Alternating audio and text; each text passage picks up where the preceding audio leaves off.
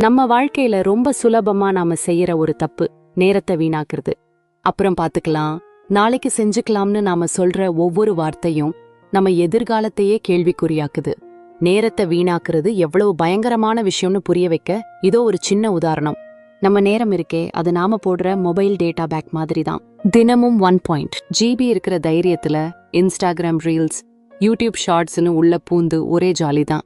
Data waste ஆகிடக்கூடாதுன்னு ராத்திரி வரைக்கும் போனை சுரண்டி காலி பண்ணிட்டு தான் தூங்குவோம்.